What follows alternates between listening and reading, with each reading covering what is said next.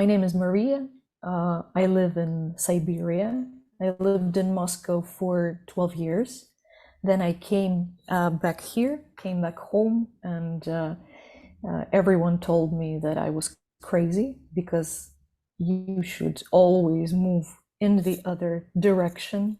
You move from Siberia to Moscow, then you move to Europe, then you move to other countries. But I love to go back to places that I know. I think it's really beautiful, and I love my home. I love my forest, and I love where I live. I teach English language, and I also study Serbian. I work with certain aspects of Serbian language currently because I want Russian people to know more about Serbia, and I want Russian people to know more about Serbian language. I want them to know how beautiful it is, and how good it is for you to study Serbian language, especially if you are from Russia and if you're Russian. I work with people from all around Russia and even from other countries, and I especially love to bring a certain element of communication into my lessons, because that's one thing when you can explain grammar, when you can explain certain topics and show how to learn a language. But it's also incredibly important to have a conversation in the language that you are learning, to have a conversation between different people, between people who live in very different places. We live in a time when technology is very prevalent, and many people that I meet are reluctant to learn a foreign language because they say it won't be necessary. We have all the technology now at our hands.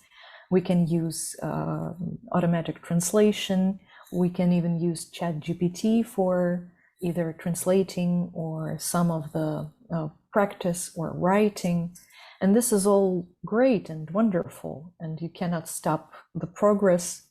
But I think it is especially important now to understand why people talk to each other and why people have always tried to learn foreign languages.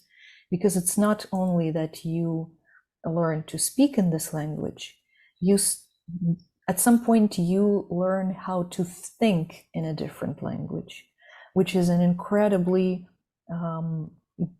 useful, a very beautiful tool, not only for understanding other people and making yourself clear, but also a great tool for understanding yourself. You will learn a lot about yourself if you try to think in a different language. Another thing that I always tell my students or people with whom I practice is that a foreign language can become a wonderful tool for discussing difficult topics. Sometimes if you speak about something difficult in your first language, it can be very overwhelming and you can get lost in your emotions. But when you switch to a language that you know well enough to hold a conversation, but still it's not your first language, you switch it into a completely different mode. You sort of observe yourself and your thoughts, your thought process from a small distance, which helps you calm down, observe what you're saying, and maybe see some points in your thoughts that you wouldn't have noticed if it wasn't for your second language.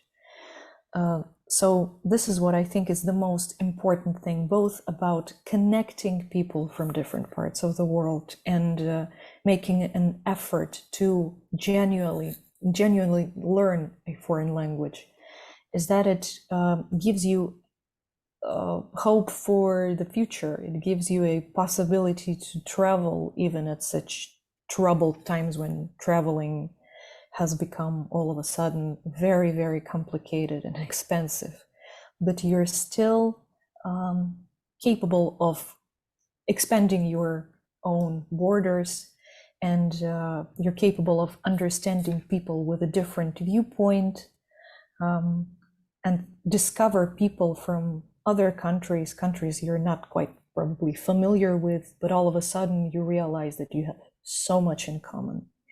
And there are so many connections between your cultures. This is our, I would even call it humanitarian mission, our main goal for the future, not to lose our ability to talk to each other.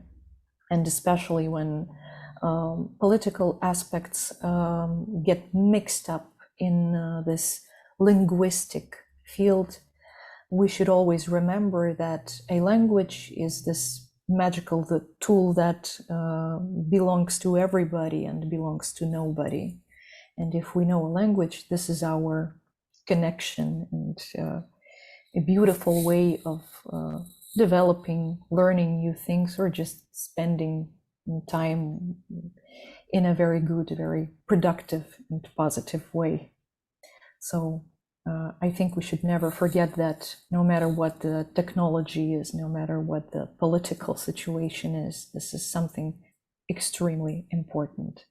For example, my mother teaches Russian in Italy, and this is exactly how she describes her main motivation, that she wants people to learn how beautiful this language is and how much it contains, aside from some obvious things that are now a part of the public image of the nation. Because language is the language, it can be called a place where our culture thrives, where it is preserved and where it can be discovered. So there is that.